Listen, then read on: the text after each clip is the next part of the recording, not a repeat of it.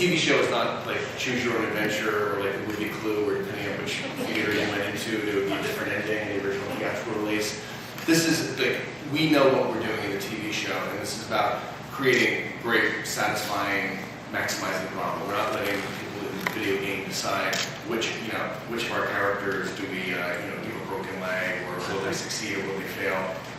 But what we will do is by carefully planning, create a sense that, oh wow, I'm really, if I'm into the game and I'm into the television show, I'm enjoying these two experiences that holistically create a larger, more immersive experience. But the TV show is not iterative of the game and vice versa. We call it like just like almost like a simulated spontaneity. So it's all of it, as you can tell, there's a lot of choreography that's gone onto this, and we're going to talk in more detail about that later when we get into the game stuff.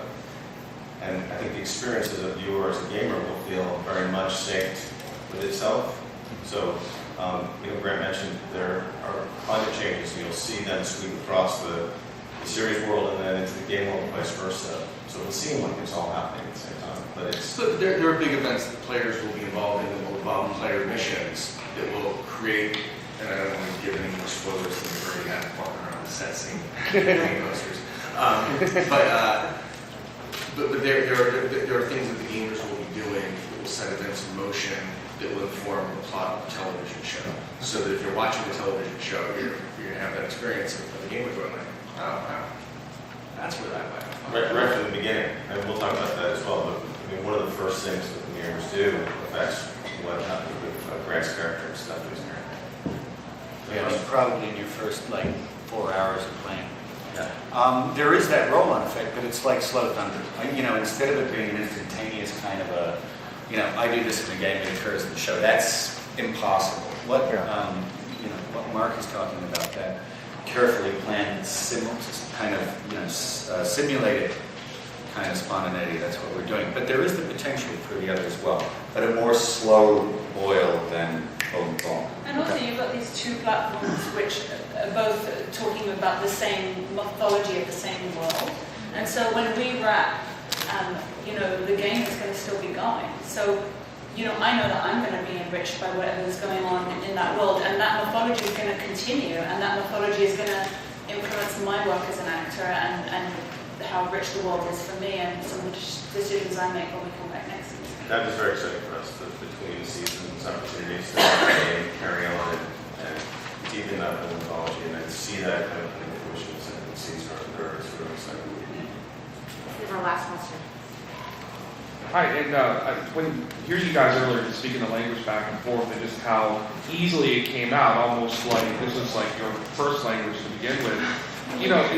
I'm always amazed by how actors memorize so much in terms of dialogue and such. But what kind of differences you have to do in preparation for doing the alien language, and then also just coming out here, just right off the top of your head, just getting ready to share it again? I mean, is it a different type of preparation in terms of bringing together your ability to just speak the language, or do you have to understand the language if you're speaking, or is it more kind of hearing the words and just trying to remember them and repeating them? Well, I mean, the MP3s, David actually has a Castathan, a Rathian Indigene Bible. He has, it has phonetics, the grammar, everything attached to it. There's a whole total structure to these amazing languages that he's created. So you get it written in say Castathan, and then it's written phonetically, and then it's broken down again. So you don't just end up saying it. You obviously get it. And the way I approach it is, it's a repetitive nature for a rhythm for me to find the rhythm of the sound, and then integrate what I'm saying in English through the Castathan, if you like.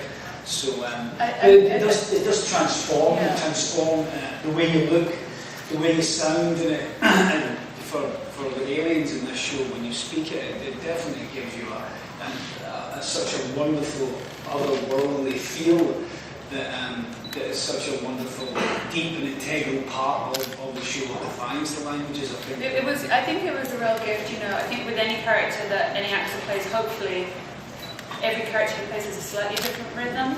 But I definitely think that, you know, learning David's amazing language, you know, and sounding like it really influenced the rhythm of my character. Kind of maybe earlier, it didn't take me so long kind of to get there, and you know, I kind of felt the creature that she was. And you know, sometimes when you're kind of working in rhythms, it's almost like a little dance. You know, it's kind of, you know, or you kind of helps you find your animal if you work that way. You know, maybe I'm more like a snake or a crocodile, and I find that earlier on. I'm a honey badger.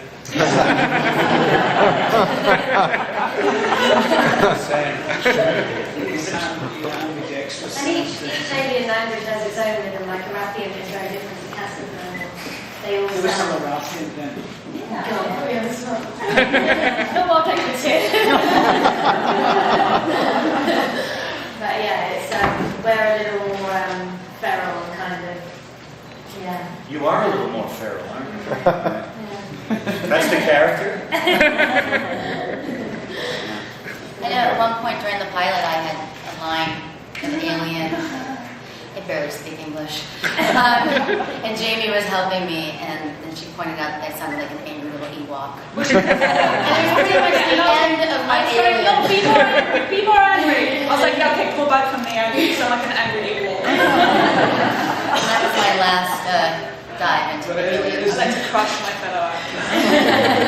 It's not your first language, yeah, was it? It wasn't your first Well, English. I barely speak English.